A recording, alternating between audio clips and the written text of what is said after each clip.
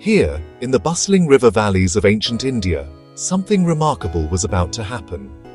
Around the 6th century BCE, long before many other great civilizations, the people of this land began to use a new form of currency. These were not simply shells or beads, but pieces of metal, carefully weighed and marked. This was the birth of coinage in the Indian subcontinent. The idea of using standardized metal pieces for trade spread quickly across the northern plains. These early coins, known as punch-marked coins, represented a monumental leap forward in commerce and governance, a silent testament to the ingenuity of the societies that created them.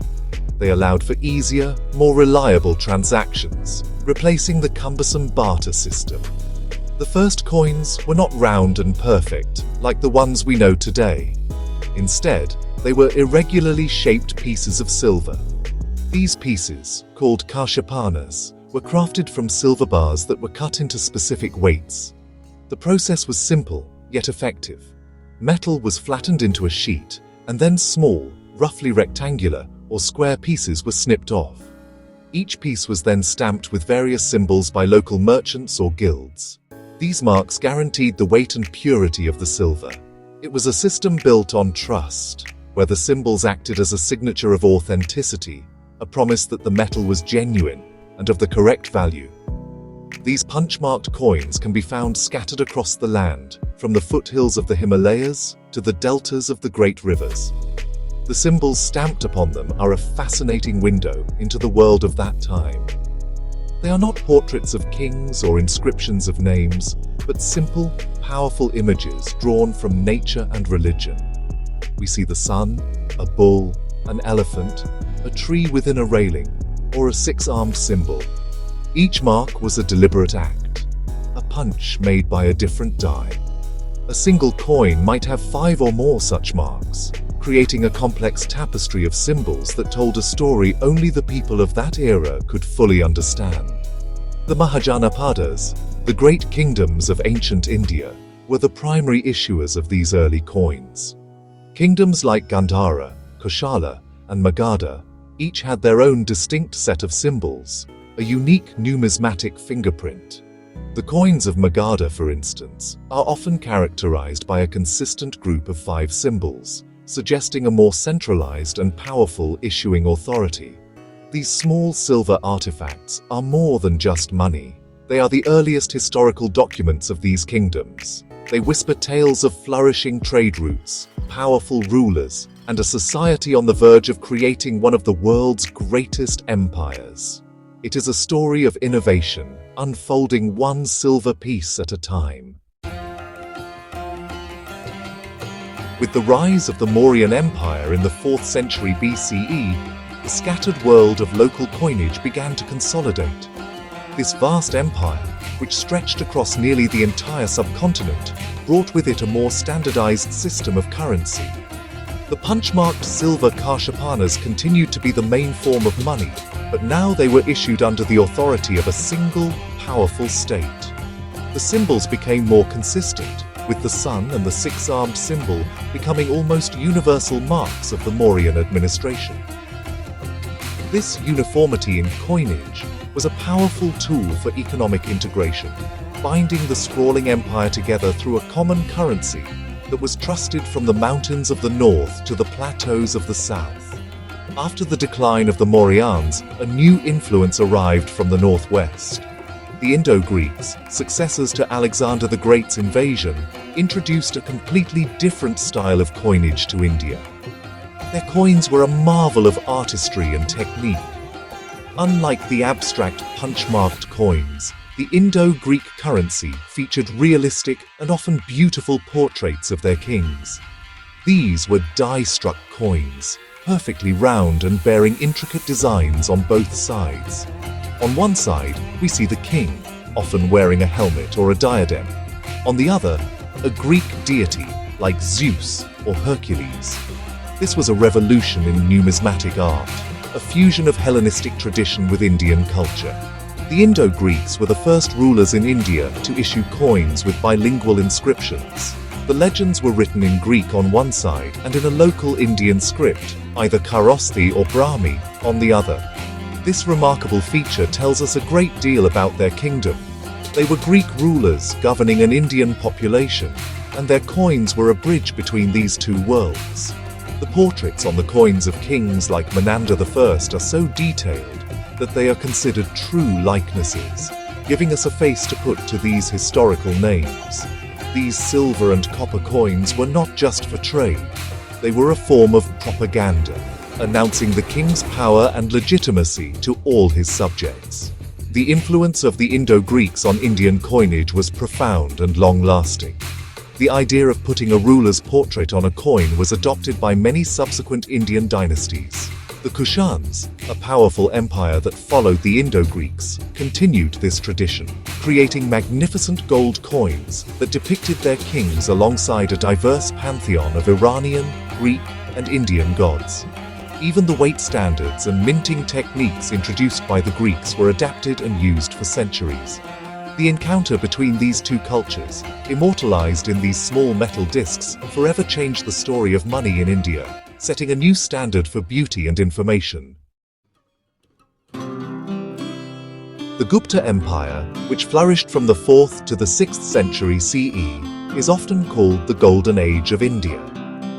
This was a time of extraordinary achievements in science, art, and literature, and this prosperity is magnificently reflected in its coinage. The Gupta kings issued a stunning variety of gold coins, known as dinaras, which are celebrated for their artistic excellence. These coins moved away from the realistic portraiture of the Indo-Greeks and Kushans and embraced a more idealized and symbolic style. The images on Gupta coins are deeply rooted in Indian culture, showcasing the power, piety, and accomplishments of the rulers in a uniquely Indian aesthetic. The most famous Gupta coins are those of Samudragupta, a great conqueror and patron of the arts. His coins depict him in various majestic roles. In one type, he is shown as a mighty archer, holding a bow and arrow, a symbol of his military prowess. In another, the Asvamedha type, he is seen with a sacrificial horse, commemorating the ancient Vedic ritual performed by powerful sovereigns. Perhaps the most elegant type shows him seated on a couch, playing the veena, a stringed instrument, highlighting his cultural refinement. On the reverse of these coins, the goddess Lakshmi is often depicted, seated on a lotus, symbolizing wealth and prosperity for the empire. The artistry of Gupta coins is simply breathtaking. The figures are rendered with grace and dynamism, and the compositions are balanced and harmonious. The inscriptions on the coins are written in Sanskrit, using the Brahmi script, and are often poetic verses praising the king. For example, a coin of Chandragupta II, also known as Vikramaditya, might bear a legend that describes him as the King of Kings, who won the earth and conquers heaven by his good deeds. The level of detail achieved by the Gupta die cutters was extraordinary. Every element, from the king's jewelry to the folds of his garments, was crafted with immense care and skill. While gold coins were the hallmark of Gupta prestige, the empire also issued silver and copper coins for everyday transactions. The silver coins were introduced later in the dynasty, primarily after Chandragupta II conquered the Western satraps, who had their own long-standing tradition of silver coinage. The Gupta silver coins adopted the size and weight of the satrapal currency, but replaced the old designs with Gupta motifs, such as the mythical bird Garuda. The copper coins were scarcer and simpler in design. Together, this multi-metal currency system catered to all levels of the economy, from large state transactions to the small purchases of the common person, all under the banner of a glorious and artistic empire. While great empires rose and fell in the north, the southern part of the Indian subcontinent was developing its own unique and vibrant traditions of coinage. In the Deccan Plateau and further south, kingdoms like the Satavahanas, Cholas, and Pandyas created currency systems that were distinct from those of their northern counterparts. The Satavahanas, who ruled for over 4 centuries starting from the 2nd century BCE, were among the first major powers in the south to issue their own coins. Interestingly, They primarily used base metals like lead, potin, a mix of copper and tin, and copper, a departure from the silver-dominated currency of the north. The designs on Satavahana coins are deeply connected to the region's natural and spiritual landscape. A common motif is the elephant, a symbol of royal power and strength, often depicted with its trunk raised. Another frequent symbol is the Chaitya, or a three-arched hill, sometimes with a river flowing below it, representing the sacred geography of their kingdom. Unlike the Indo-Greeks, the Satavahanas rarely used portraits on their coins. Instead, they preferred these symbolic representations. One remarkable series of coins, however, does feature portraits of some of their rulers, a rare glimpse into the faces of these southern kings, perhaps inspired by the coinage of the western satraps with whom they often clashed. Further south, in the Tamil country, the powerful maritime empire of the Cholas left behind a legacy of distinctive coins. The early Chola coins were often simple square copper pieces bearing the image of a tiger, their royal emblem facing a fish and a bow, the symbols of the Pandya and Chera dynasties whom they had subdued. This design was a powerful political statement, a declaration of their supremacy. Under the great emperor Rajaraja Chola I, the coinage became more standardized. His famous coin type, known as the Rajaraja type, shows a standing king on one side and a seated figure on the other, a design so successful that it was copied by other rulers for centuries, even in distant Sri Lanka. The Pandya dynasty, rivals of the Cholas, also had a long history of coinage, with the fish being their consistent emblem. Their coins, often made of copper or bronze, depict one or two stylized fish, sometimes accompanied by other symbols like the scepter or a lamp. The coins of these southern kingdoms tell a different story from those of the north. They speak of maritime trade, regional rivalries, and a deep connection to local emblems and traditions. They are less about individual rulers and more about the enduring identity of the dynasty itself. These small metal pieces are vital clues to understanding the complex history of this rich and diverse region of India. The arrival of Turkic invaders from Central Asia in the 12th century marked a dramatic turning point in Indian history and its coinage. With the establishment of the Delhi Sultanate in 1206, a new currency system was imposed, one that blended Islamic traditions with existing Indian monetary practices. The Sultans of Delhi introduced a standardized currency based on the silver tanka and the copper jital. The most significant change was the complete disappearance of portraits and figures from the coins.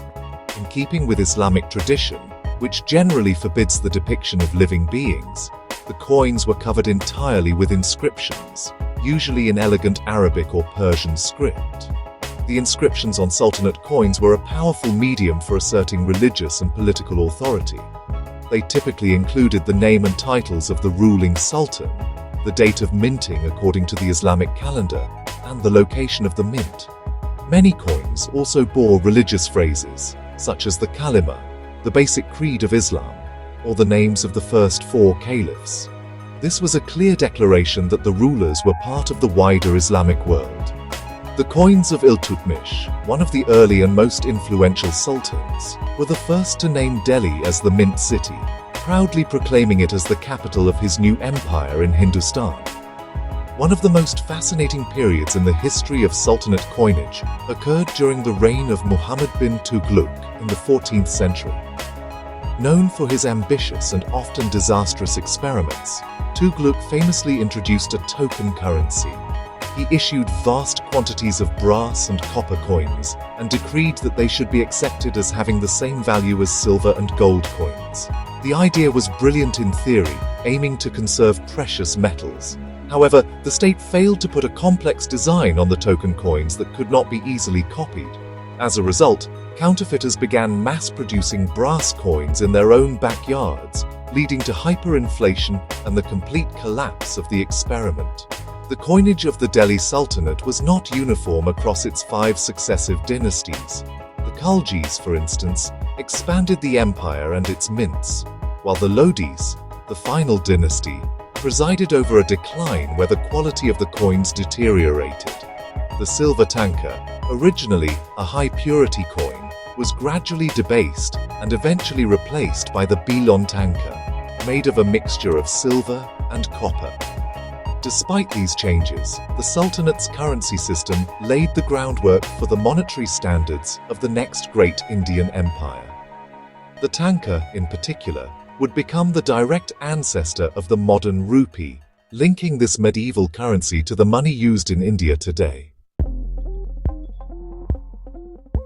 The establishment of the Mughal Empire in the 16th century heralded a new era of political unity and artistic refinement in India, and honestly, its coinage was no exception.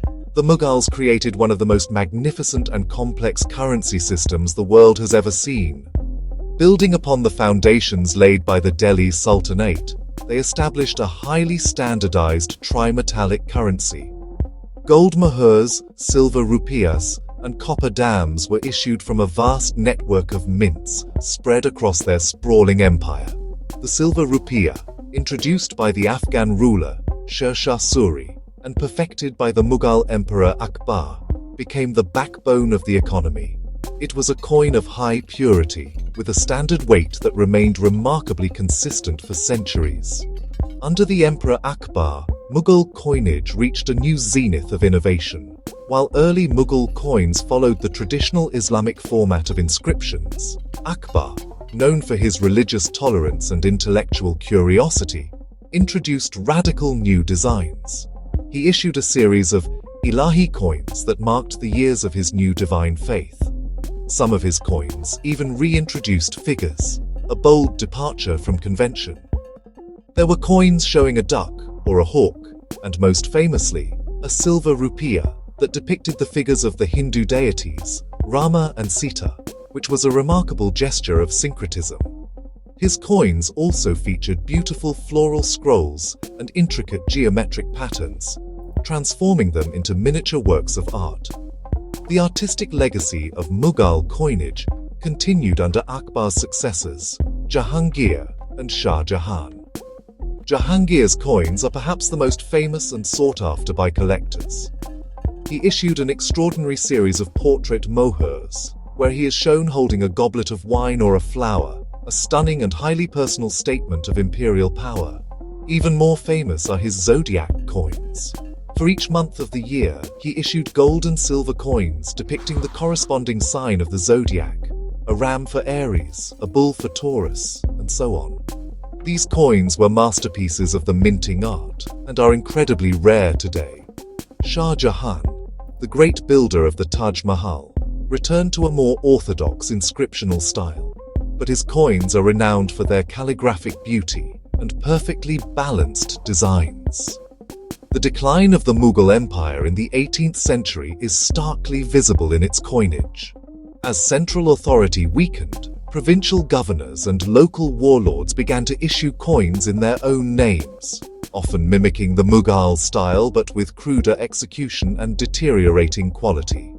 The once mighty Mughal emperor in Delhi was reduced to a mere figurehead, and his coins became symbolic, issued by regional powers to lend a veneer of legitimacy to their rule. Yet the standard set by the silver rupee was so robust that it outlasted the empire itself. It became the template for the currencies of the successor states, and eventually for the British, who would build their own Indian empire upon the ruins of the Mughal one.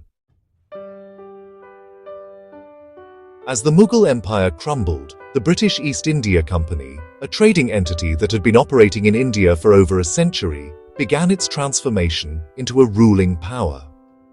Initially, the company minted coins that copied the designs of the local powers, including the Mughals, to ensure their acceptance in the marketplace. These early coins were issued from their three main territories, or presidencies: Bengal, Bombay, and Madras. Each presidency had its own distinct currency system, leading to a confusing variety of coins circulating across British-held lands.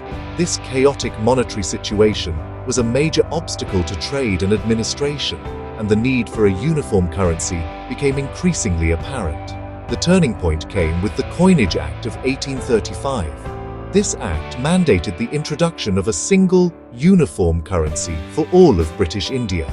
The new coins were to feature the portrait of the reigning British monarch, a powerful symbol of the new imperial order. The first series of these coins bore the effigy of King William IV. On the reverse, the value was written in English and Persian. This move was not just about economic efficiency. It was a clear political statement.